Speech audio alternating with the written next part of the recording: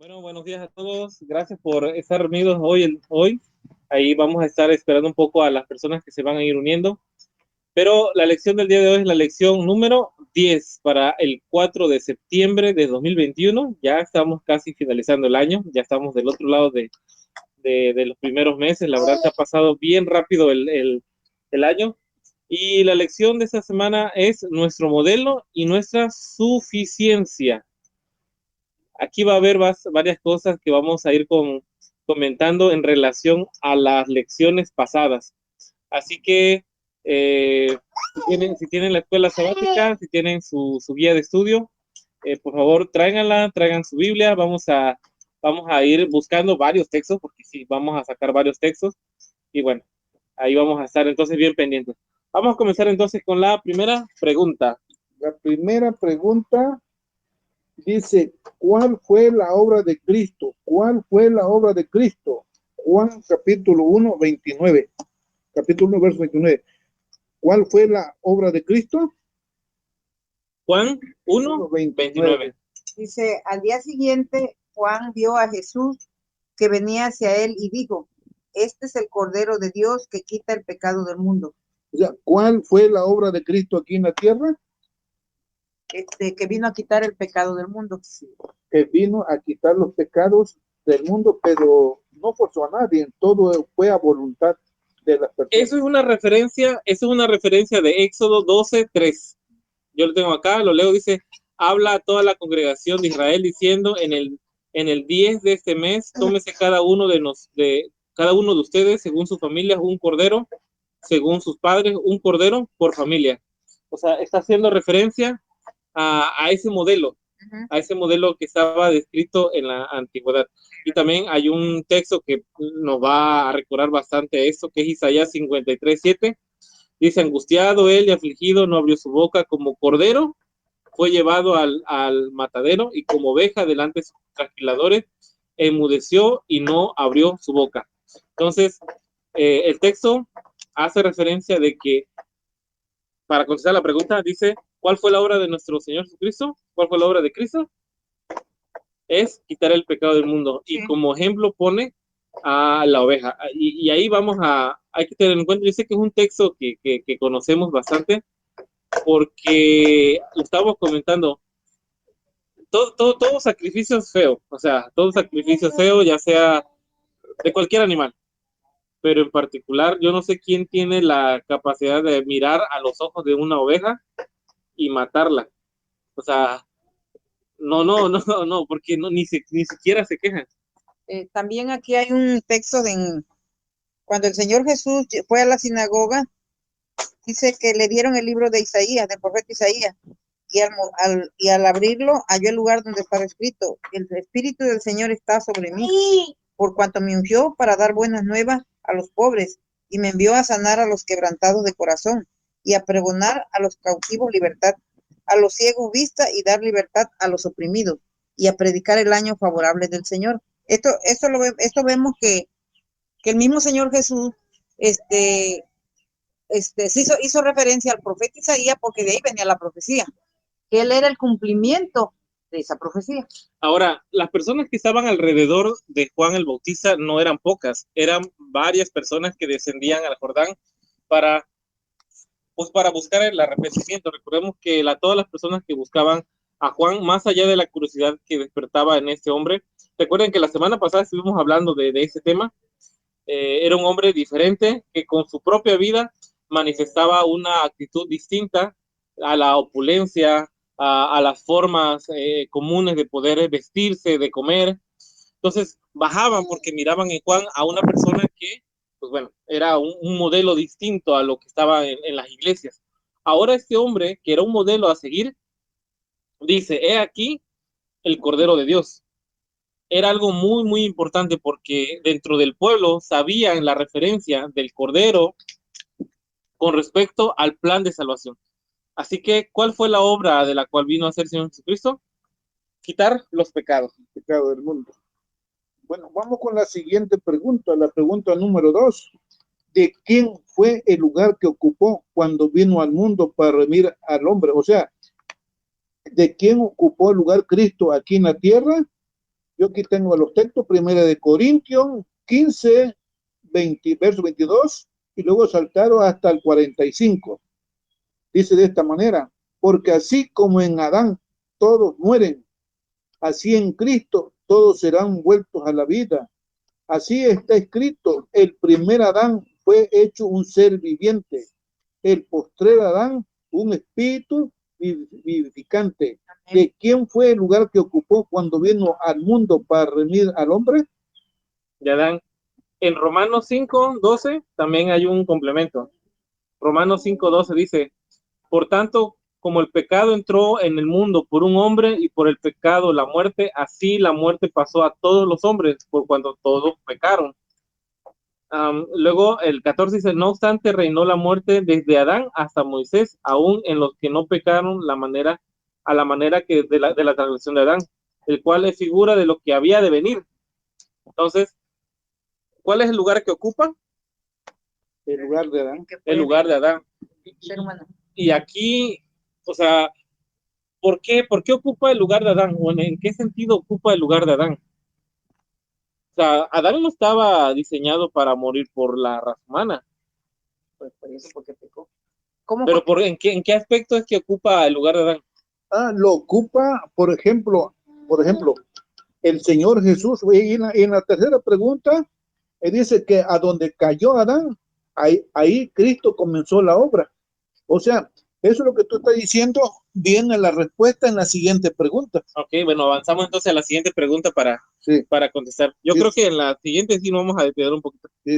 Puesto que el primer Adán cayó en el punto del apetito, donde comenzó el segundo Adán su obra de redención. Voy a leer Mateo 4, 1 y 2. Dice, entonces Jesús, guiado por el Espíritu, fue al desierto para ser tentado por el diablo. Después de ayunar durante 40 días y 40 noches, tuvo hambre. Dice, puesto que el primer Adán cayó en el punto del apetito, donde comenzó el segundo Adán su obra de redención, ahí mismo, a donde cayó Adán, ahí empezó el Señor. Entonces, mira, vamos con la pregunta 2 y 3. ¿Por qué se dice que ocupa el lugar de Adán? Porque Adán falló. ¿Pero qué falló? O sea, ¿qué es lo que falla? En la obediencia, que debía de ser obediente y desobedeció. Ok, entonces, Adán recordemos la historia de Adán. Adán fue creado, colocado en un huerto con su esposa para que ellos guardasen y labrasen la obra de Dios. ¿Ok? Sí. Esa era la función. Era un mayordomo. Era un mayordomo, exacto, esa es la palabra adecuada. Era un mayordomo. Administrador. Un administrador, exacto. De algo que no era de él, sino de Dios. Que lo habían puesto ahora sí. Exacto, entonces, ¿cuál era la función del Señor Jesús? Entonces, era ocupar el lugar que Adán, por su error, no quiso mantener.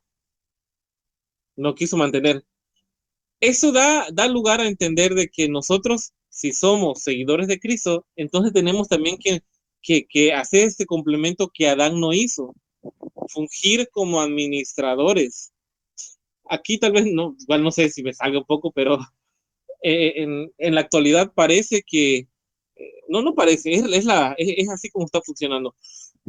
Todo el tema del cambio climático, todo el tema de guardar de cuidar la tierra, va mucho en relación con lo que está tramando el sistema papal, el Vaticano, para tratar de unirnos en un día en común, que es el domingo. Entonces, muchas veces nosotros en nuestro temor de tal vez de no mezclarnos con ese tipo de influencia, hacemos como que a un lado el tema de cuidar la naturaleza. Pero a ver, ojo, eso va implícito aún en los hijos de Dios. Si Adán fue mayordomo, fue colocado en esta tierra para administrar todo lo que está alrededor, ¿cómo debiéramos nosotros estarnos comportando aquí en la tierra? Sí, por ejemplo, nosotros también somos administradores de lo que es de Dios. Entonces, en el caso de Abraham, dice la Escritura, yo sé que Abraham mandará a sus hijos después de él. O sea, nosotros somos mayordomos y estamos obligados con la palabra de Dios guiar a nuestros hijos por el buen camino. Entonces, Entonces, no solamente es un tema doctrinal de lo cual nosotros tenemos que hacer, ser semejantes a Cristo, sino también en todo lo demás. Si el Señor nos ha dejado los recursos que tenemos aquí en la tierra de manera material, deberíamos de saberlos administrar, deberíamos de saber entender cuáles son las mejores formas para que eso esté bien. Nosotros aquí en casa podemos dar un testimonio sobre ese tema. El patio que tenemos desde que estamos acá, no hemos querido echarle ningún, ¿cómo se llama? Pesticida. Que quita la hierba, o sea, ese líquido que quita la hierba. Mata hierba, no hemos querido hacerlo, lo hemos hecho todo de manera manual. Y nos hemos dado cuenta que Dios nos ha bendecido grandemente. O sea, nos ha dado para sembrar lo que son las sandías, los pepinos, los limones, las naranjas, las piñas. Nosotros teníamos intenciones de colocar un poco de pasto en una parte del patio. Solito se dio. Siento yo de que si nosotros empezamos a ser fieles en el Señor, a ser mayordomos en todo lo que nos da, en nuestro tiempo, en nuestro cuerpo, en nuestro talento, en la tierra que nos da, en todo este sentido, vamos a ir recobrando el lugar que se supone que tuvo Adán. Pero bueno, esta lección no está hablando de eso, está hablando un poco más del tema de la salvación. Así que vamos a seguirle por ese camino. La respuesta a la pregunta que tenemos ahí en la lección dice, aquí tengo una nota que dice, Cristo sabía que a fin de llevar a cabo con éxito el plan de salvación, debía comenzar la obra de redimir el hombre donde había comenzado la ruina. Adán cayó por satisfacer el apetito, a fin de enseñar al hombre su obligación de obedecer la ley de Dios. Cristo empezó su obra de redención reformando los hábitos físicos del hombre. La decadencia de la virtud y la degeneración de la especie se debe principalmente a la complacencia del apetito pervertido. Bueno, hasta ahí nada más. Ok, entonces vamos a estar entonces viendo, la lección se centra más allá de todo lo que es la mayordomía, de todos los sentidos. Vamos a estar hablando cómo el Señor viene a sustituir al hombre, en este caso Adán, en la capacidad de mantenerse fiel, y sobre todo en el pecado inicial que hizo que Adán cayera, que es la alimentación. El apetito. Así que avanzamos por ahí. Bueno, la pregunta número 4 dice, ¿cuál era la condición física de Adán en el Edén y con qué estaba rodeado? Aquí vamos a ver con qué estaba rodeado Adán cuando cayó y en qué estaba rodeado el Señor Jesús cuando venció. Ok, a ver. Sí, dice Génesis 1:27, y creó Dios al hombre a su imagen, a imagen de Dios lo creó, hombre y mujer los creó. Ahora Génesis capítulo 2 del 8 al 16. Dice, Dios el Señor había plantado un jardín en el Edén al oriente y ahí puso al hombre que había formado. Dios el Señor había hecho nacer de la tierra toda clase de árboles hermosos y buenos para comer y también el árbol de la vida en medio del jardín y el árbol del conocimiento del bien y del mal. Y salía del Edén un río que regaba el jardín, de allí se dividía en 4 ramales. El nombre del primero era Pisón, que rodea toda la tierra de Avila, donde hay oro. Y el oro de esa tierra es bueno, y hay también allí Bendolio y Onices. El nombre del segundo río es Gibón, que rodea toda la tierra de Cus. El nombre del tercer río es Tigris, que corre al oriente de Asiria. Y el cuarto río es el Éufrates. Tomó pues Dios el Señor al hombre y lo puso en el jardín del Edén para que lo cultivara y lo guardase. Y Dios el Señor mandó al hombre, puedes comer de todos los árboles del huerto. Amén. Entonces, vamos a ver el contexto de vida de Adán. ¿Ok? Vamos a ver el contexto de vida de Adán. ¿Cuál era la condición física de Adán, primeramente? ¿Cuál era la condición física de Adán? Bien, buena. Porque fueron creados a la imagen de Dios. Estaba recién salidito. Sí. Yo lo puedo ver con Aarón, que ahorita lo escucharon aquí de fondo. Tú lo cargas, tú lo sientes, toda su piel está nuevecita, o sea, todo está nuevo en él. Huele bonito. Huele bonito, bueno, no siempre, pero huele bien. Ahora vemos en el caso de Adán, era exactamente lo mismo, era un cuerpo perfecto. Perfecto, exactamente. Perfecto, no podemos hoy hablar, bueno, aquí está el hermano Stalin, está el hermano Héctor, yo no sé qué tan perfectos seamos, pero supongo yo que no tenemos nada que parecernos a Adán en la actualidad. Ahora, no, porque ya estamos nacidos en pecado. estamos nacidos en pecado, ok. Entonces, la otra pregunta era, ¿y con qué estaba rodeado? O sea, Adán, ¿cuál era la condición? No solamente física, sino del contexto de donde vivía. Mire, entonces aquí Adán tenía todo para vencer. ¿Sí? Tenía todo para salir vencedor, porque el Señor lo rodeó hasta de una vestimenta de luz tan hermosa. O sea, tenía todo, comida, de todo tenía. Entonces el segundo Adán, Cristo Jesús, tenía todo lo contrario, sin comer, sin beber y rodeado de los animales. Bueno, vamos a pasar a la pregunta número... o sea, imagínense que aquí en el caso de Adán, no solamente su complexión física, no solamente su condición de él, sino hasta el lugar donde vivía. Imaginémonos, no sé, habla acerca de los ríos que pasaban. Dice, bueno, este río lleva oro. Este otro río lleva diamantes. O sea, era la perfección, ¿no? Entonces yo aquí viendo al hermano de Stalin, dijera, bueno, es que Tenosique, donde él vive, ¿no? El río que pasa ahí lleva oro. O sea, el contexto que lo rodea al hermano es algo, no se va a quejar, no se va a quejar de nada. Entonces, ¿cómo es que a pesar de todas las condiciones favorables que tenía, Adán cae? Aquí tengo la nota, ¿no? Sí, una nota. Aquí dice, Dios creó al hombre perfecto y santo, pero el hombre cayó de su estado de santidad porque transgredió la ley de Dios. Desde la caída ha habido un rápido aumento de las enfermedades y el sufrimiento y la muerte.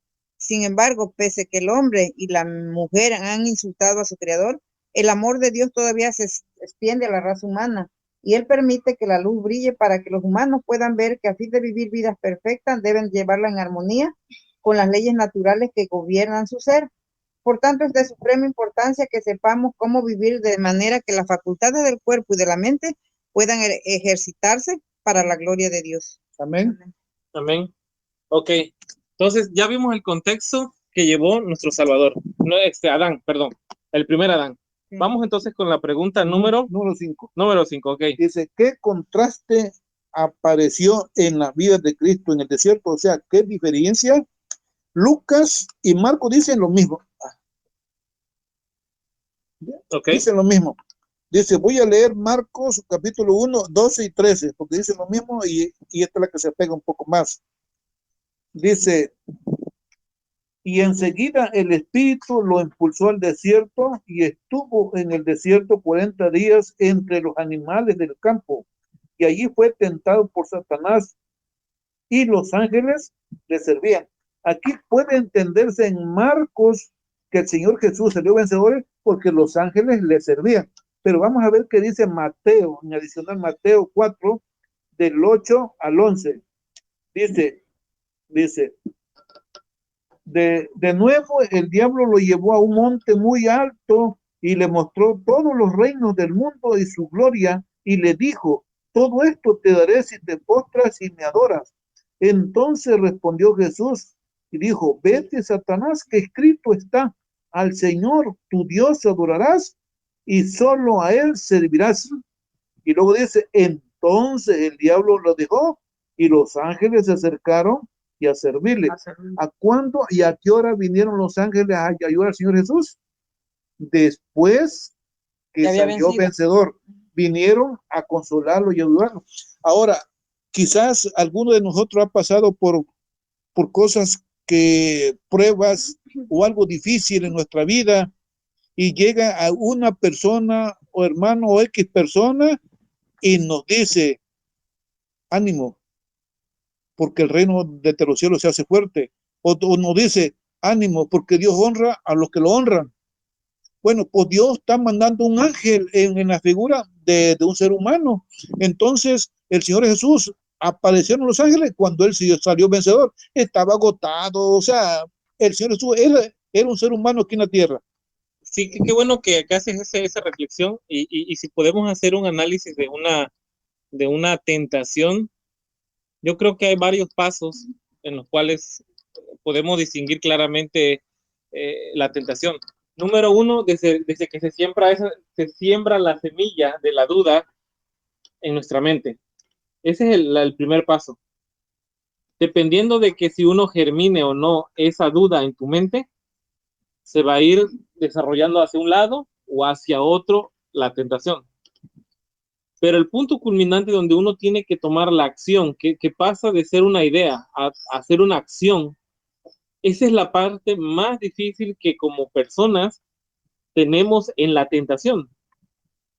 Tal vez estamos por ahí, yo había escuchado un tema de un pastor que decía, la persona que le va a dar la vuelta al carro o se va a bajar del carro para no ir a esa cita de pecado con una mujer, ¿quién es? Pues el que va manejando el carro. O sea, el ángel te va a agarrar y te va a bajar. No, eres tú el que tomas la decisión. Exactamente. Eres tú. Porque eso es libre albedrío, exacto. Pero cuando tú te bajas de ese camión, haces un alto en esa decisión que tú vas a tener, porque fuiste favorable a la voz de Dios, también seamos honestos, no quedas fortalecido, quedas debilitado, porque tomas en favor una acción por Dios, pero esa acción por tu persona, por cómo estamos nosotros aún, salimos como, salimos pues un poco adoloridos, ¿no?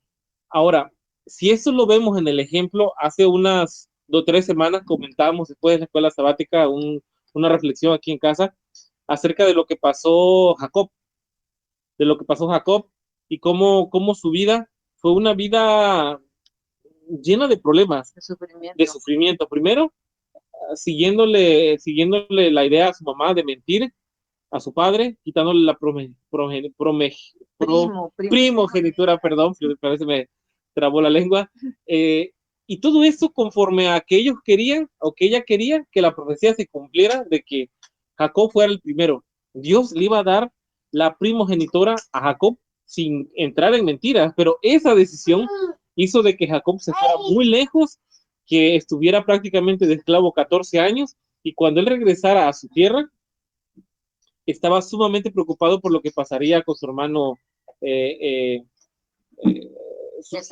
Esaú, o sea, la violencia que podría ejercer, ¿no? ¿Cómo acabó Jacob? Estuvo en la tentación. ¿Y cómo salió de la tentación Jacob? Victorioso, pero en el desarrollo, recuerden que la última parte de la tentación fue que él estuvo en oración. Fíjense cómo es la historia dentro de la tentación. La última parte que donde ya no sabía qué hacer, él se va a orar. Y yo creo que es a donde nosotros siempre nos debemos de encontrar. La solución que él le vio a Jacob a este problema no fue armar a sus hombres, no es poner a entrenarse para pelear, no. Lo último que tomó fue, voy a orar. El último recurso que tenía él. Y dentro de su oración tuvo una lucha, fíjense, tuvo una lucha. Y hasta el final, recibe una bendición de parte de Dios. Acá nosotros estamos viendo exactamente lo mismo con el Señor Jesús. Es el mismo esquema. Él está en un desierto totalmente desamparado y cuando él toma las decisiones correctas, es entonces que el Señor lo fortalece. Su Dios, su Padre, lo fortalece, mandando a los ángeles. Así que ese es como que a grandes rasgos cómo se comportó el Señor. Eso que tú estás diciendo de Jacob y del Señor Jesús, ese es un ejemplo para nosotros, Arturo. Es un ejemplo que nosotros podemos tener cuando también nos encontramos en esa misma situación. Por eso el Señor nos dejó ejemplo de que el único lugar, ahora sí como dice, el único lugar seguro donde podemos ejercer nuestra fe es en la oración. No hay otra manera, porque por nuestras fuerzas, nuestras fuerzas físicas, no podemos, porque estamos llenos de pecados, llenos de muchas cosas. Entonces necesitamos ir a aquel que nos puede dar la fuerza para vencer.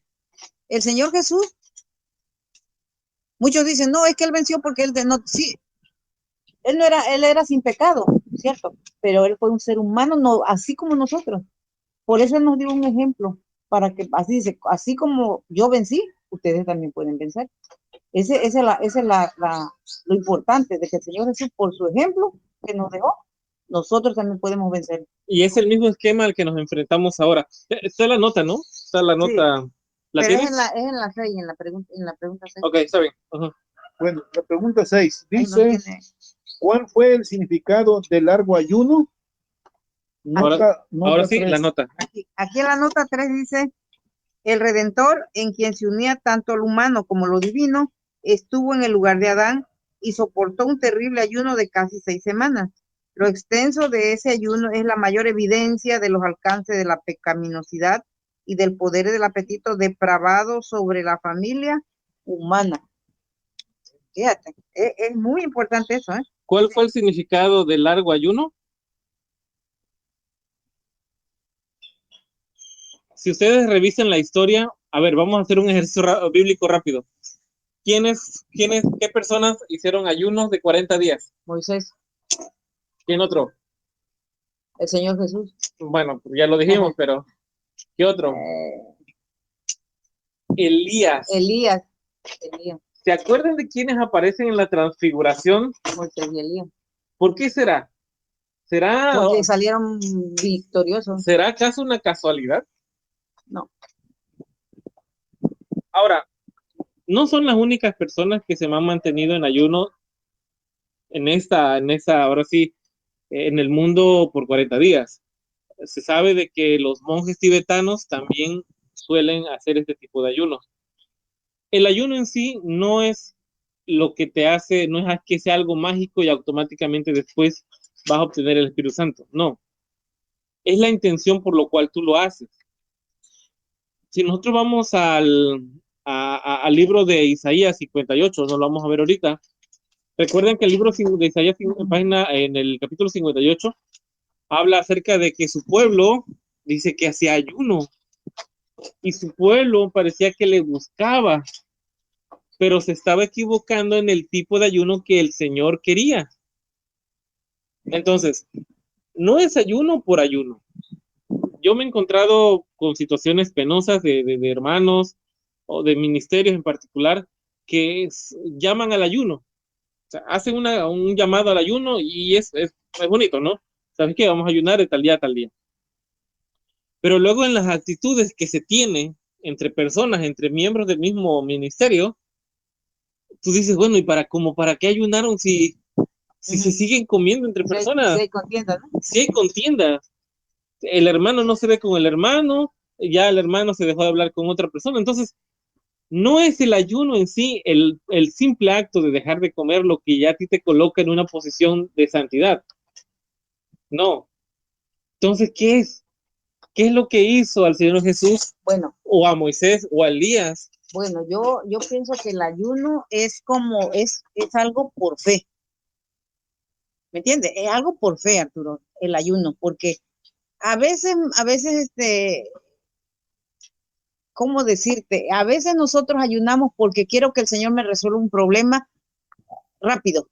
Yo voy a ayunar una semana. A veces decimos, no es que me voy a poner en ayuno. Pero no es ¿cómo decirte? Es de que yo voy a ayunar para que mi vida espiritual esté fuerte. Arturo, nosotros nunca... Nadie ayuna por eso. Por eso. Ese es el fin. Que nosotros debemos de ayunar para que nuestra vida espiritual esté fuerte.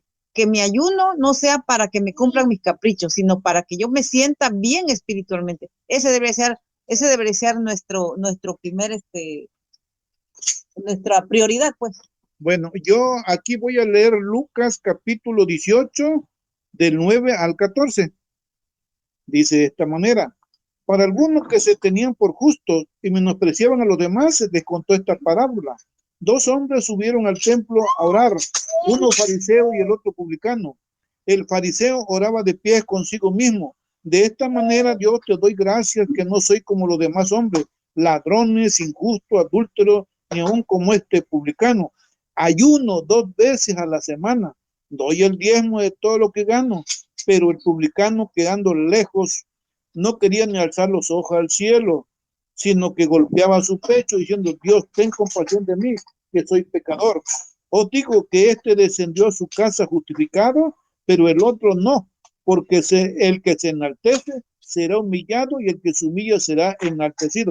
Por ejemplo, ya encontramos ahí la clave. Por ejemplo, esta persona ayunaba 2 veces a la semana. ¿Quién hoy en día ayuna 2 veces a la semana? Yo creo que ni al mes.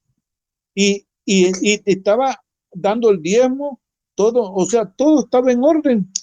Pero ¿por qué el otro, que ni ayunaba ni daba nada, bajó justificado, bajó perdonado? Y este otro, que tenía todo, quizás era fiel y en regla ahí en la iglesia donde asistía, quizás tenía cargo, quizás tenía un ministerio, pero todo lo que hacía no era aceptado por Dios. Entonces se entiende que en Isaías 58, por eso son las circunstancias que esas personas ayunaban. El Señor Jesús dijo en uno de los evangelios: este ser no sale sino con oración y ayuno. Entonces el ayuno es bueno, pero cuando se enfoca mal el ayuno, no sirve de nada. Ok, entonces, yo creo que aquí lo fundamental es que uno creía que se merecía las cosas por sus obras y el otro creía en la justificación, no por sus actos, no por ser bueno, sino por la justificación. Ok, creo que ya llegamos entonces al entendimiento de la pregunta. Selma coloca algo muy, muy interesante sobre la mesa. Dice, una cosa es creer en el ayuno como méritos, como puntos que vamos obteniendo, y el otro era por el simple hecho de encontrar justificación.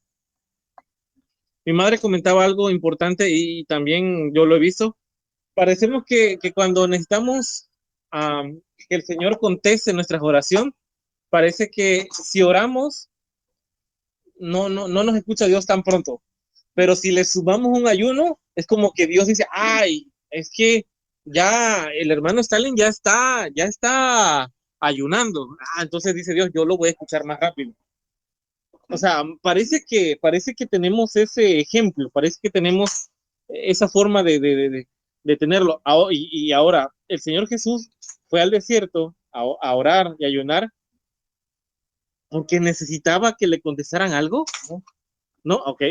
Bueno, mire, dice en uno de los salmos del rey David, en el Salmo 51, parece, cuando dice: cree en mí, Señor, un corazón nuevo.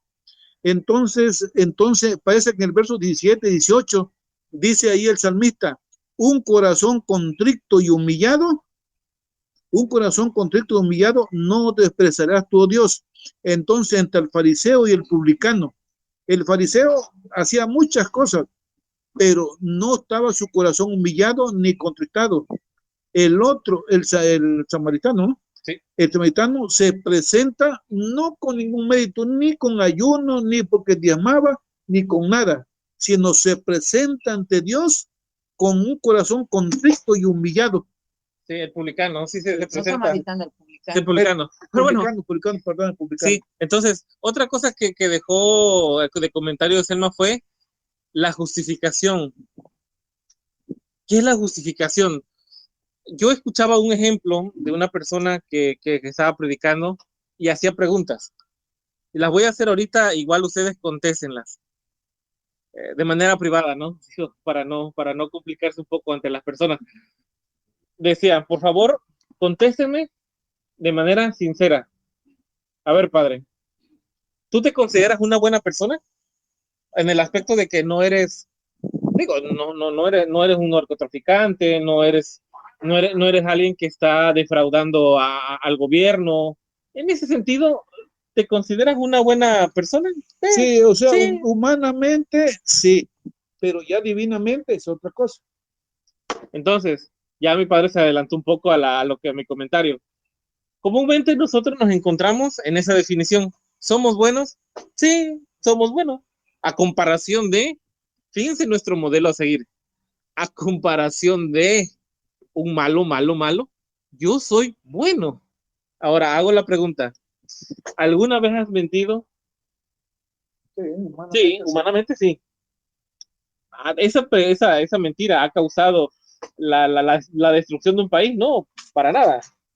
Igual has tomado ventaja en algo muy pequeño, pero lo has hecho. ¿Has robado? Sí, lo hemos hecho. Y así podemos ir sacando cuestionamientos de las actitudes que tenemos. Y al final podemos volver a hacer la pregunta, ¿realmente a lo que el Señor enseña, eres bueno? No, ahí sí es otra, ahí sí no. Con todas esas características que nosotros hemos encontrado ahorita, en este pequeño ejemplo que tenemos, ¿cómo podemos estar delante de nuestro Dios? Ahorita la pregunta que tú hiciste, ¿te consideras bueno? Bueno, bueno, ahorita me acordé del joven rico, cuando va corriendo y se arrodilla ante el Señor y le dice, Maestro, bueno, ¿qué haré para merecer el reino eterno? Y el Señor Jesús le dice, aquí no hay ningún bueno, solamente mi Padre que está en los cielos. Y le dice, ¿y qué debo hacer? Le dice, guardar los mandamientos dados a vuestro Padre. Él dice, todo lo he guardado desde mi infancia. ¿Qué más? Entonces dice que el Señor Jesús le miró a los ojos y dice, bien, bien, solamente una sola cosa te falta. Una sola cosa te falta. Vende todo lo que tienes y dalo a los pobres. Esa persona no era bueno porque tenía egoísmo en su corazón. Entonces, en ese ejercicio que hicimos ahorita de detectar qué tan buenos somos nosotros, aquí viene lo bonito de toda esa historia. Si nosotros nos empezamos a tratar de justificar por los actos que hacemos, jamás vamos a encontrar qué cosa, la justificación suficiente. Si nosotros empezamos a actuar por amor, por aquel que ya murió por los pecados que cometes y por los que cometerás, y que Él te ofrece de entrada una salvación y vida eterna completamente gratis, no tienes que hacer absolutamente nada, sino confesar que el Señor Jesús es poder en tu vida. Ante eso, ¿quién no obedece? Hemos dado el ejemplo, yo lo he dado muchas veces de que tuve a Aarón. Creo que me empezó a funcionar el cerebro de otra manera. Y si yo estuviera en un accidente, si tuviera que ir a la cárcel de manera injustificada porque una persona ebria se atravesó y lo atropellé y tuviera que ir a la cárcel, según la ley, yo soy merecedor de qué cosa? De la cárcel, aun cuando no lo haya hecho de manera intencional. Y no habría forma de escaparme. Pero si alguien viniera y me dijera, Arturo, tú vas a salir hoy de la cárcel, tú hoy sales, yo voy a estar en tu lugar. Tú ve y vive tu vida, vas a estar con tu hijo, sé feliz con tu hijo. A ver, ¿ustedes no creen que lo que esa persona nos está regalando es importante? Claro que sí. Y si esa persona que nos regala la libertad te dijera, Arturo, para que tú ya no vuelvas a caer aquí en esta cárcel, por favor, ya no hagas esto, ya no hagas esto otro. Díganme, ¿cómo vamos a hacer nosotros ahora? Pues diferente. ¿Por qué razón? Porque nos están dando otra oportunidad. Porque nos están dando otra oportunidad. Muchas veces nosotros no encontramos la dimensión de la justificación por la fe. Es amor. Alguien que nos amó y nos ha dado todo. Yo lo veo con un tío mío, el hermano de mi padre, que él era una persona, era alcohólico al 100% y fumaba todos los días. Pero a partir malamente de que muere mi abuela, su madre de él deja todos los vicios. Milagrosamente, tú estás de testigo. Deja todos los vicios. Nunca pudo. estuvo en muchas ocasiones en los centros de rehabilitación para alcohólicos y nunca lo dejó. Tan pronto tiene una pérdida, él hace una promesa humanamente. ¿Y qué es lo que pasa? Lo deja. ¿Era necesario que muriera mi abuela para dejarlo? No, no era necesario.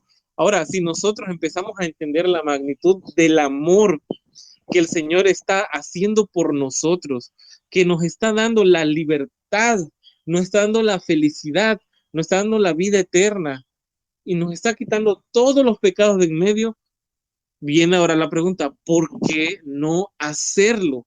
¿Por qué no obedecer? No por los méritos, no es porque nos vaya sumando con lo que estamos viendo acerca del ayuno, ¿no? ¿Qué significa realmente el ayuno? ¿Sí? Aquí en la pregunta 6 dice, ¿cuál fue el significado del largo ayuno que hizo el Señor Jesús? A veces nosotros pensamos que la Biblia dice, no, bueno, es como una historia, ¿no? Pues nació el Señor Jesús, fue bautizado y todo eso, ¿no? Y luego se fue al desierto y ahí tuvo la tentación. Pero no fue una cosa cualquiera. Dicen, bueno, eso voy a hacer. No, no. Aquí tengo una nota que cómo el Señor Jesús, viendo que la raza humana ya estaba pervertida, él nos dio un ejemplo muy grande. Aquí dice en una nota, dice, Adán y Eva cayeron a través del apetito intemperante. Cristo vino y resistió las tentaciones más fieras de Satanás en favor de la raza humana. Venció el apetito mostrando que el hombre puede vencer. Como Adán cayó a través del apetito y perdió el dichoso Edén, los hijos de Adán pueden vencer el apetito a través de Cristo, mediante la temperancia en todas las cosas y recuperar el Edén. Ahora, si Adán y Eva pecaron, cayeron. Hasta nuestro día estamos como estamos, ¿no? Pero el Señor nos vino a dar un ejemplo. Él dijo, yo voy a hacer esto para que el ser humano pueda vencer en todo ese apetito pervertido que tiene. A través de un ayuno podemos vencer el apetito. ¿Cómo?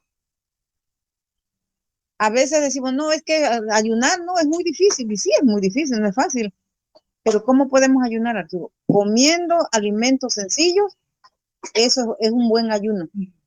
Comiendo alimentos sencillos, es un buen ayuno. Cuando tú te enfermas de una enfermedad del estómago, ¿qué es lo primero que te dice el doctor? Te voy a mandar a hacer una dieta.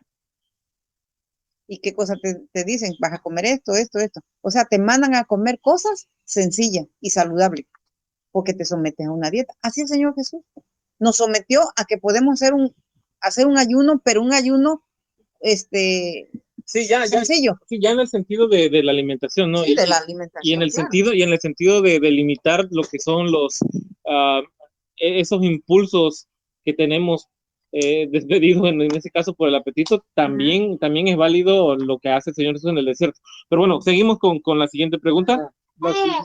La pregunta número 7 dice, describan la tentación que cayó sobre Cristo en esta circunstancia. Aquí Mateo y Lucas dicen lo mismo. Entonces, dice de esta manera, entonces se le acercó el tentador y le dijo, si eres el Hijo de Dios, di que estas piedras se conviertan en pan. Bueno, aquí voy a leer Romanos capítulo 6, del 12 al 14. Dice, por consiguiente, no reine el pecado en vuestro cuerpo mortal para obedecer a sus malos deseos, ni tampoco ofrezcan más vuestros miembros al servicio del pecado, sino ofreceos a Dios como que han vuelto de la muerte a la vida. Ofreceos pues de vuestros miembros a Dios por instrumentos de justicia. Así el pecado no tendrá dominio sobre vosotros, ya que no está bajo la ley, sino bajo la gracia. El que está bajo la gracia está bajo Cristo, y por lo tanto el pecado no tiene dominio sobre vosotros. Dice, por consiguiente, no reine el pecado en vuestro cuerpo mortal. Cuando Adán y Eva pecaron, se apartaron de Dios por un solo pecado. ¿Y quién estaba reinando ahí? Satanás. Entonces empezaron a mentir uno a los otros. Uno le dijo, Señor, ella fue la que me hizo caer. Entonces no conocían la mentira, pero eran mentirosos porque el pecado estaba reinando ya en ellos. Y voy a leer Mateo 16, del 16 al 21. Dice de esta manera: respondió Simón Pedro, tú eres el Cristo, el Hijo de Dios viviente. Entonces Jesús le dijo, bienaventurado eres Simón Pedro, hijo de Jonás, porque no te lo reveló carne ni sangre, sino mi Padre que está en los cielos. También le dijo, te digo que tú eres Pedro, y sobre esta roca edificaré una mi iglesia, y las puertas del Hades no prevalecerán contra ella. No, me equivoqué, permíteme. El 21 al 23 dice: desde ese tiempo comenzó Jesús a decir a sus discípulos que le era necesario ir a Jerusalén y padecer mucho de los ancianos y de los principales sacerdotes y los escribas, y ser muerto y resucitar al tercer día. Y Pedro lo llevó aparte y empezó a reprobarlo, y diciendo, Señor, ten compasión de ti mismo. De ningún modo te suceda eso. Pero Jesús, volviéndose, dijo a Pedro, quítate delante de mí, Satanás, me eres trompiezo, porque no piensa como piensa Dios, sino como piensan los hombres. Aquí no tenía, creo que ni 5 minutos, cuando el Señor había elogiado a Pedro. Pero así nos pasa a nosotros. A veces somos como esos focos que están prendidos o a veces están apagados. Aquí Pedro, el enemigo de las almas, el enemigo de Cristo, estaba reinando en Pedro. Y Pedro en ese momento estaba, y no se lo propuso, estaba bajo el dominio del enemigo. ¿Cuántas veces nosotros así nos pasa? Okay. Entonces, hermano, dice, describe la tentación que cayó sobre Cristo en diferentes circunstancias. Mire, entonces Cristo aquí fue tentado. Dice que fue tentado en todo sin pecado. Nosotros, hermanos, solamente podemos estar protegidos con oración y ayuno. Describe la tentación sobre la cual cayó Cristo. Yo la describo de la siguiente manera. Yo llegué a esa conclusión de la escuela sabática. La palabra que se coloca en la tentación es la que también se coloca para nosotros. Dice, si eres hijo de Dios, fíjense, esa es la tentación. Si eres hijo de Dios, di que ese problema se solucione. En ese caso era la... ¿Vale? En ese caso era la alimentación, pero dice, si eres hijo de Dios, di que estas piedras se conviertan en pan. ¿Qué estaba haciendo aquí el enemigo de las almas? ¿Qué estaba citando? Estaba citando un versículo del Antiguo Testamento. No lo tengo ahorita aquí a la mano. No lo tengo. Parece que es Deuteronomio 8:3. Deuteronomio. Bueno, ahí ustedes lo pueden buscar. Sí, no lo recuerdo, pero se está citando un versículo en especial. La definición de la tentación es el alimento, porque es lo que estaba sufriendo en ese momento el Señor. Sí, ese es. Deuteronomio 8:3. Ok, a ver, ¿lo puedes leer? Dice 8:3, dice, te humilló, te hizo pasar hambre y te sustentó con maná, comida que ni tus padres habían conocido, para hacerte saber que el hombre no solo de pan vive, sino de toda palabra que sale de la boca del Señor. Ok, eso es la respuesta que tenemos en la siguiente pregunta, pero bueno, ahorita la vamos a ver. Entonces, dice, si eres hijo de Dios, di que tu problema de trabajo te lo resuelva Dios. Porque no va a haber justo. ¿Cómo? Dios no ha dejado justo desamparado. Ni su simiente que mendigue pan. Si eres hijo de Dios, ¿por qué tu esposa no te hace caso? Sí, el enemigo te mete esa idea. La configuración de la tentación es el problema. O a veces entre nosotros nos decimos, bueno, tú vas a la iglesia, haces muchas cosas y mira, ni trabajo tienes, y como aquel que no hace lo que haces tú, y mira, estás tan mejor, es más, y ni se enferma. Creo yo que entonces es la comparación.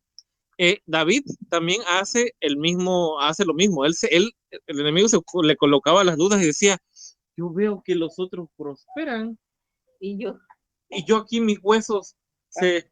Sí, se encuentra en el Salmo 73. Ahí el salmista David dijo, por poco resbalan mis pasos al ver las propiedades de los impíos. Pero entonces dice, ellos logran lo que quieren. Y luego sigue diciendo, dice, en vano he limpiado mis manos, en vano. Pero luego dice, cuando entré al santuario de Dios, entendí a dónde van a parar ellos. O sea, si Satanás tocó al salmista David, imagínense a nosotros. Sí, entonces, la configuración de la duda es, primero, de la tentación es la duda. Si tú eres un cristiano, si tú eres un hijo de Dios, entonces, la debilidad que tengas en ese momento. Entonces, la pregunta es, describe la tentación que cayó sobre Cristo en esta circunstancia. La duda. Sí, ¿Cuál es la descripción de la tentación? La duda de su fundamento. lo que Satanás quería que el Señor Jesús dudara de su Padre, Yo recuerdo que lo estaba dejando solo.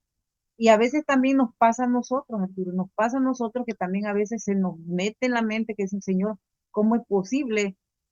Ahora sí, como dice, ¿por qué no me ayudas? Mira, yo hago así, yo hago, o sea, yo lucho por hacer las cosas que tú quieres y me vienen cosas peores. Entonces, eso es lo que el enemigo te mete en la mente.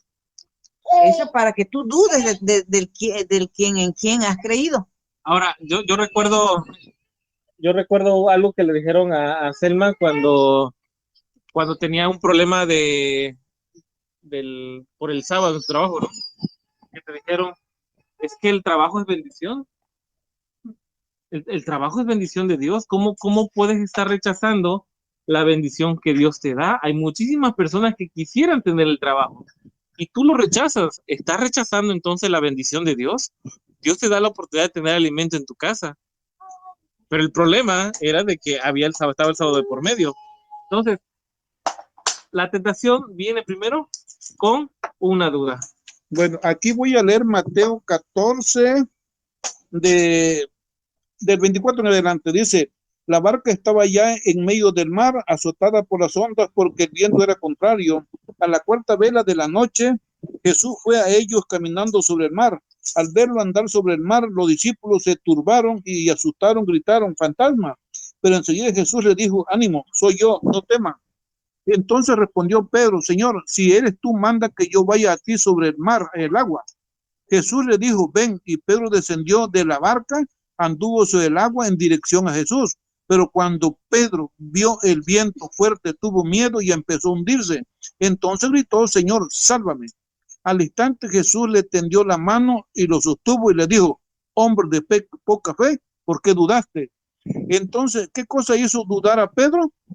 Cuando quitó la vista del Señor Jesús y la puso en los problemas. Los puso en los problemas. Cuando ponemos nuestra vista en los problemas, entonces nuestro problema es más grande que nuestro Dios. Pero cuando ponemos la vista en Jesús, nuestro Señor, el Señor Jesús, entonces es más grande que nuestro problema. Sí. Bueno, yo creo que ya contestamos también la pregunta 9, pero vamos a leerla. Bueno, vamos con la pregunta 8. 8, perdón. Sí, 8, pregunta 8. En la pregunta 7, el enemigo le dice al Señor, entonces se le acercó el tendón y le dijo, si eres hijo de Dios, di que estas piedras se conviertan en pan. En la pregunta 8, ¿cuál fue la respuesta de Cristo a la palabra de Satanás? Escrito está. Le dijo, pero Jesús respondió, Cristo está, no solo de pan vive el hombre, sino de toda palabra que sale de la boca de Dios. Y aquí tengo un texto adicional, Mateo 6:33. Dice, busca primeramente el reino de Dios y su justicia, y todas estas cosas serán añadidas. El verso 4 de Mateo 4:4. Pero Jesús respondió, escrito está, no solo de pan vive el hombre, sino de toda palabra que sale de la boca de Dios. Y entonces Mateo 6 dice, busca primero el reino de Dios y su justicia, y todas estas cosas serán añadidas. Nuestra situación cambiaría si nosotros buscáramos de todo corazón el reino de Dios. Sí. Entonces, qué podemos ver aquí en esas palabras? Que fue con escrito está. Esa es la clave, es un escrito está, no es un tal vez, yo pienso, yo siento, yo creo. O sea, no se puso a debatir. No se puso, exacto, a darle cabida a la tentación. No, es un escrito está. Cuando nosotros reflexionamos demasiado una posible solución a una tentación para ver si agradamos a Dios y también nos salimos con la nuestra, es donde nos ponemos en terreno peligroso. ¿Sí? Fíjate que eso que estamos ahorita viendo de la tentación,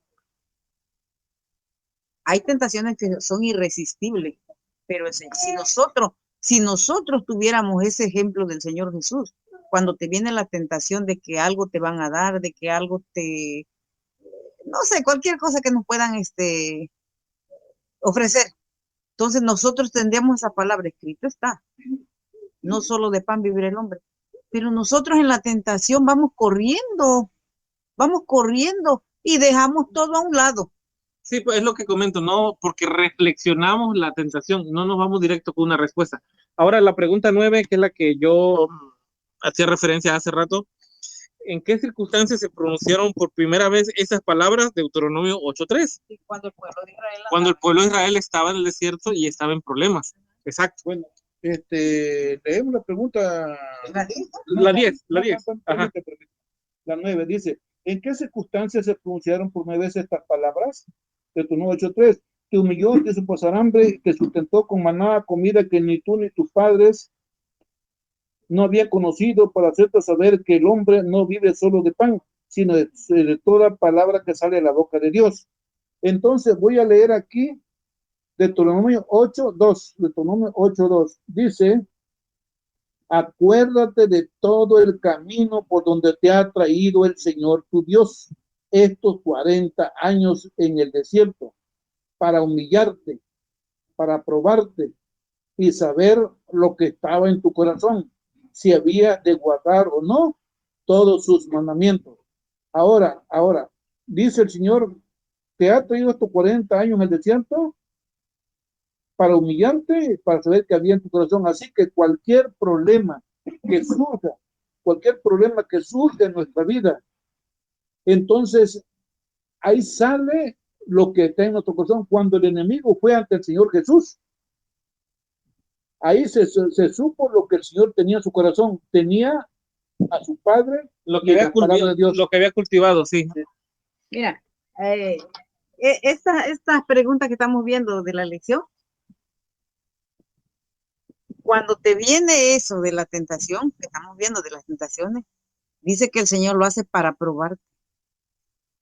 Fíjate bien, es para probarte qué cosa es lo que tú tienes. Ahora, Arturo, cuando cualquier tentación que nos venga,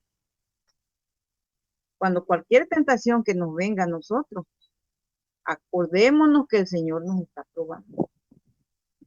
Yo no lo había entendido hasta ahorita que estamos leyendo ya más profundamente la lección, que dice que de todas esas tentaciones que vienen es porque el Señor te prueba. Pero no te prueba para tu mal, te prueba para tu bien, para que tú seas fiel a Él. ¿Te das cuenta? Y el Señor Jesús cumplió y venció todas esas tentaciones también. Sí, ahí se me viene a mí a la mente lo que está en Éxodo 19:18, cuando el Señor baja al monte Sinaí y empieza a retumbar, empieza a hacer algo tremendo, y dice Moisés, no se asusten porque para probaros vino Jehová. Ajá, exactamente, ajá, sí. Bueno, vamos con la pregunta 10. ¿Cuál fue su significado? Nota 4. Aquí en la nota dice la exigencia del apetito. Dice, la exigencia del apetito no debía reemplazar la estricta fe y la obediencia a la palabra de Dios. Su palabra trajo el maná del cielo y el agua de la roca en vida. Era un apetito pervertido que no podía ser satisfecho por la fe. La promesa de Dios sigue siendo, se le dará pan y sus aguas serán seguras. Amén. Ahora, entonces, es la misma promesa del Señor. Entonces, ¿cuál fue el significado? ¿Cuál fue el significado real de que el Señor tomara esta actitud de hacer un escrito está? Que número 1, la promesa está para todos. Dios va a suplir la necesidad de sus hijos, pero no la va a suplir transgrediendo qué cosa, Pasando por alto. pasando por alto un mandato de él. Entonces, creo yo de que tenemos nosotros la necesidad de conocer la voluntad de Dios escrita en su palabra para que cuando lleguen esos momentos de crisis sepamos cómo abordar el problema, porque si no tenemos una referencia de los héroes de la fe y de sus problemas que pasaron, ¿cómo vamos a nosotros a sobrellevar la prueba si no tenemos nada de referencia, no tenemos A vencer. cómo proceder? No, si no tenemos una relación con Dios. Claro. Si no tenemos una relación con Dios, no vamos a vencer, no vamos a poder vencer porque no tenemos el apoyo del Señor. Necesitamos tener una relación fiel con Dios y ahora sí estudiar su palabra y estar en oración, y si podemos ayunar para poder tener ese poder para vencer. Vamos con la pregunta número 11, igual una nota a leer. Dice, ¿cuál es una de las lecciones más importantes de esta primera gran tentación? Nota 5. De Cristo. Esta primera gran tentación de Cristo. Dice la nota 5. De todas las lecciones que se desprenden de la primera gran tentación de nuestro Señor, ninguna es más importante que la relacionada con el dominio de los apetitos y pasiones. Amén, amén. Bueno, ¿Cómo? ¿Te das cuenta, Arturo? Dice, de todas las lecciones que se desprenden de la primera gran tentación de nuestro Señor, ninguna es más importante que la relacionada con el dominio de los apetitos y pasiones. ¿Por qué? ¿Por qué crees que esa primera tentación que el Señor tuvo fue sobre el apetito? Porque de ahí depende nuestro dominio propio. Porque de ahí depende nuestra temperancia. Si eres intemperante, no vas a vencer. Pero si eres temperante en todas las cosas que el Señor dice, vamos a vencer. Yo lo veo por mí. Yo no voy a hablar por nadie más. Cuando uno anda afuera en la calle, en el trabajo, muchas veces yo almuerzo a las 2 de la tarde porque esa hora tengo mi trabajo, mi horario de salida. Pero muchas ocasiones uno anda fuera de la oficina. Y yo no sé, simplemente te da hambre, como a eso de las 11 del día, ¿no? Y a veces aquí en la casa hay fruta para llevar, pero se te olvida. Pero a esa hora ya te dio hambre. ¿Y qué es lo primero que se te ocurre comer? Te compras unas galletas. Te las compras, así de sencillo.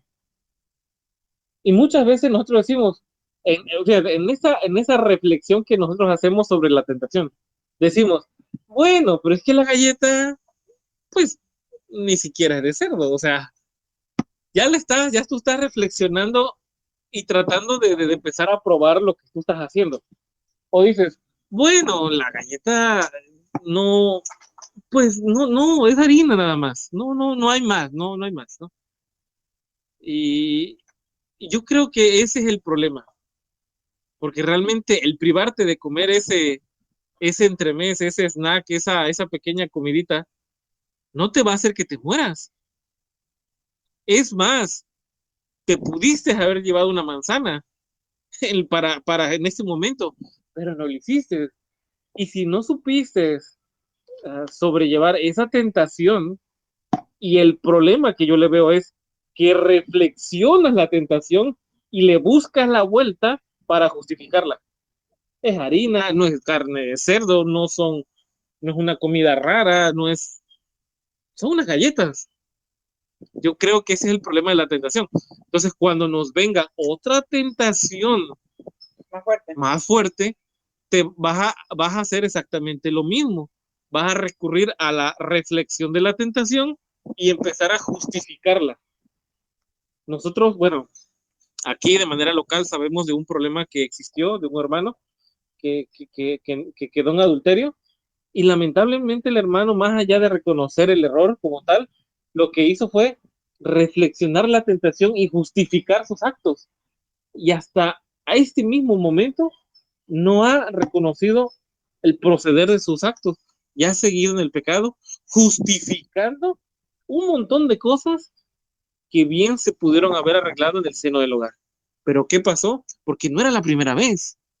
Vez tras vez, muy seguramente hemos estado nosotros abordando esos problemas y en vez de atacarlos directo con un escrito está, enfrentándolos de frente, le damos la vuelta para encontrar un hueco legal. Bueno, ahora yo digo, ¿cuándo nosotros reconocemos nuestros errores cuando nos los hacen ver? No los reconocemos. Empezamos a poner pretextos y empezamos a buscar excusas porque tú hiciste esto. No, y es que lo hice porque, mira, porque fulano. No, es que nosotros como ser humano, hijo, ¿cómo se dice? Vendido al pecado, no reconocemos nuestras culpas. No decimos, bueno, sí, ya pequé o me fui con la tentación de hacer cosas, lo reconozco. Pero nunca estamos nosotros dispuestos a reconocer nuestros errores. Y deberíamos ser diferentes, hijo. Deberíamos ser, no ante la gente, no ante las personas, sino ante Dios. Yo hace un año yo reconocí mis errores de mi vida. Yo reconocí y yo le dije, Señor, perdóname porque yo he transgredido tus leyes. Y si estoy en esta situación es porque yo reconozco que he transgredido las leyes de salud que tú me diste y no los he hecho. Y ahora sí como dice yo, como cuando te dice lo que siembres, eso vas a cosechar. Y lo que estoy cosechando, yo sé que es por mí, Un texto, las transgresiones a la ley un texto de lo que estás diciendo sería Colosenses 3:13, soportando unos a otros y perdonando unos a otros.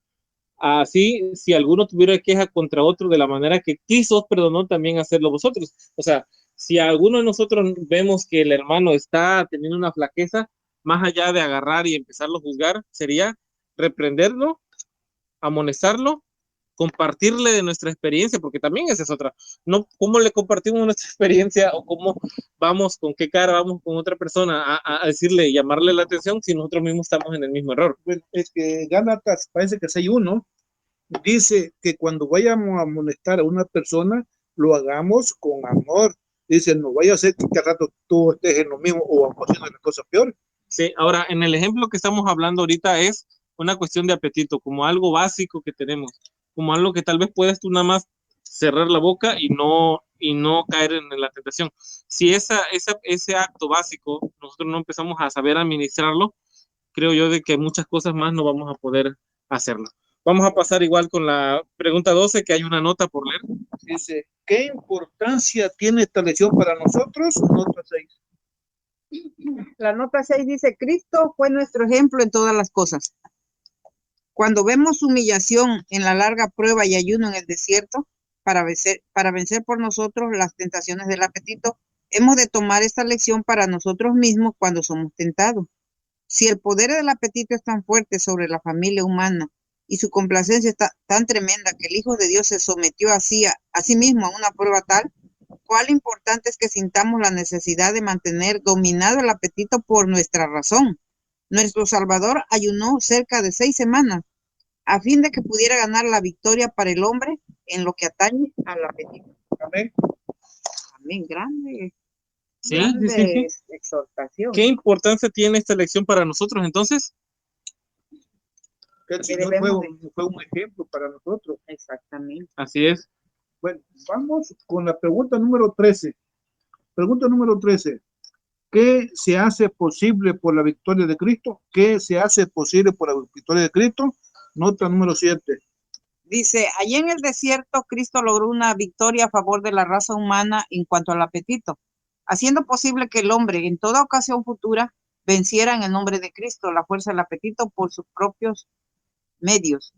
Jesús confió en la sabiduría y fuerza de su Padre Celestial.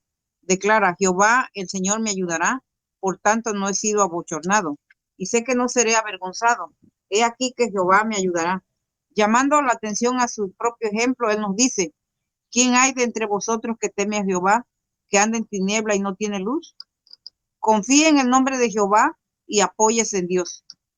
Y Cristo nos ha mostrado cómo se puede lograr esto, por medio de que venció él en el conflicto con Satanás. Por la palabra de Dios, solo por medio de la palabra pudo resistir la tentación. Escrito está, dijo, y a nosotros nos son dadas preciosas y grandísimas promesas, para que por ellas fueses hecho participante de la naturaleza divina, habiendo huido de la corrupción que está en el mundo por la concupiscencia. Toda promesa de la palabra de Dios nos pertenece. Hemos de vivir de toda palabra que sale de la boca de Dios. Cuando nos veamos asaltados por las tentaciones, no miremos las circunstancias o nuestra debilidad, sino el poder de la palabra. Toda su fuerza es nuestra. En mi corazón he guardado tus dichos, dice el salmista, para no pecar contra ti. Por la palabra de tus labios yo me he guardado desde las vías del destructor. Amén. Amén, amén, amén. ¿Qué se hace posible por la victoria de Cristo?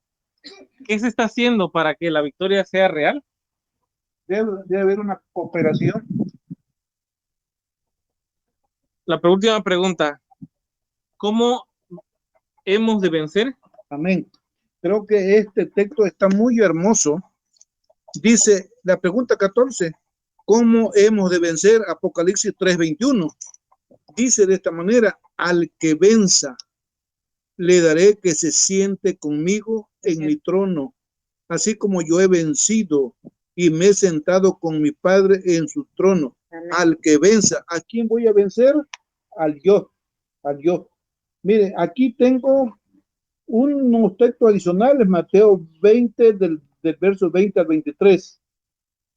Aquí dice, entonces la madre de los hijos de Zebedeo vino a Jesús con sus dos hijos y se postró ante él para pedirle algo.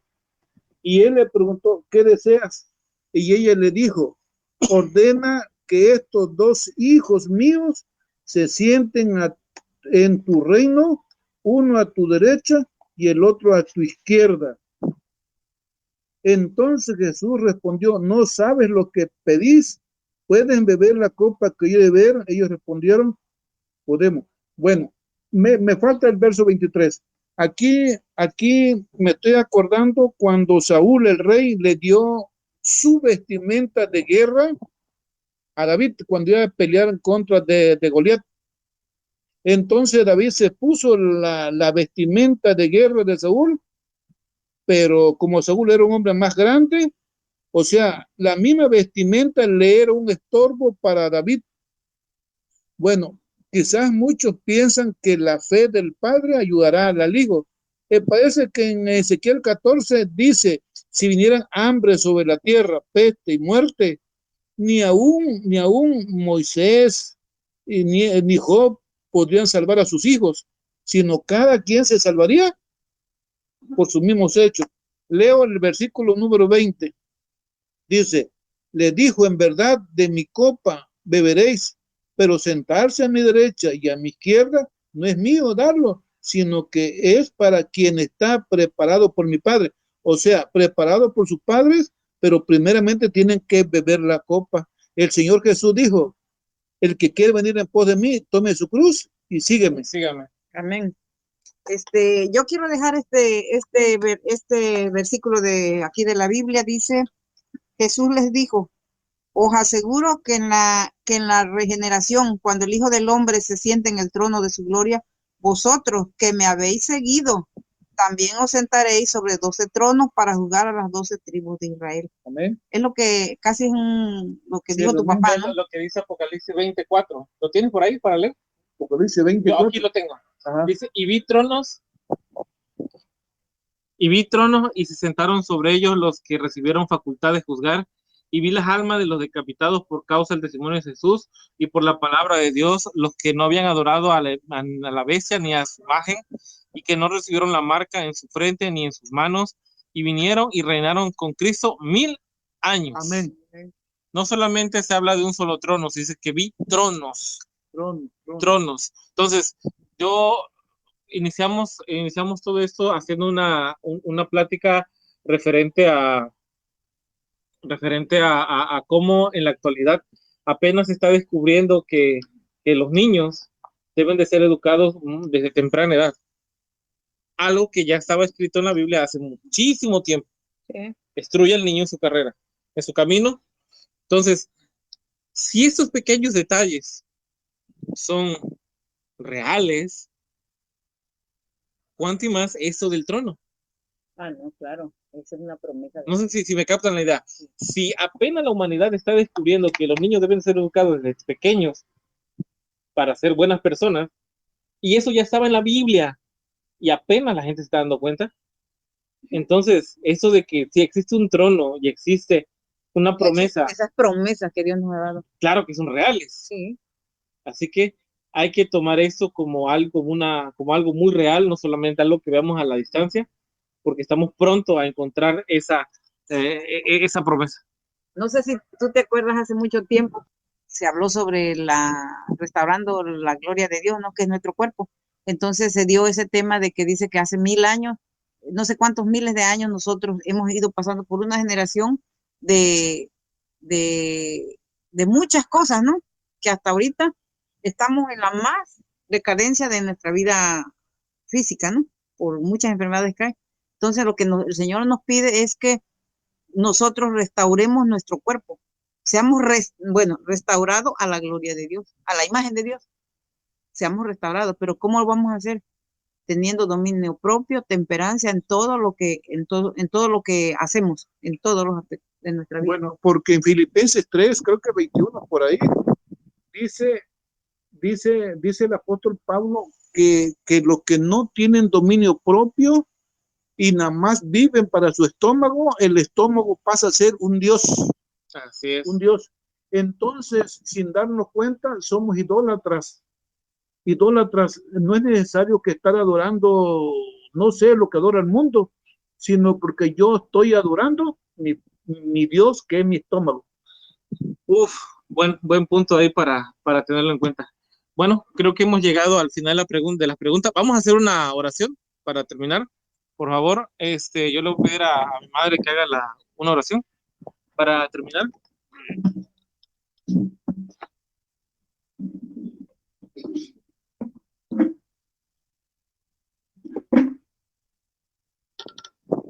Padre eterno que estás en los cielos, santificado sea tu nombre.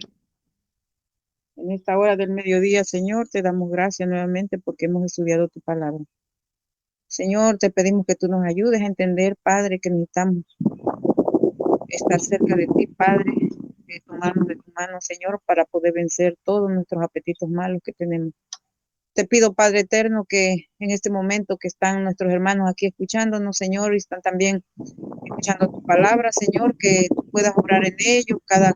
Cada uno de nosotros tenemos nuestras debilidades, nuestros problemas, Señor, pero sabemos que estamos luchando, Señor, para poder serte fiel a tu palabra, Padre.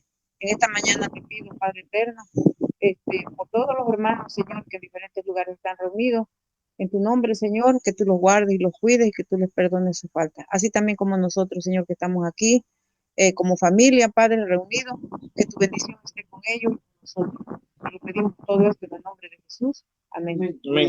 Amén. Amén. Bueno, yo le agradezco a todos los que han estado aquí con nosotros. Dios los bendiga, hermanos. Como siempre, es un gusto tenerlos presentes y que, bueno, que podamos compartir por lo menos un momento.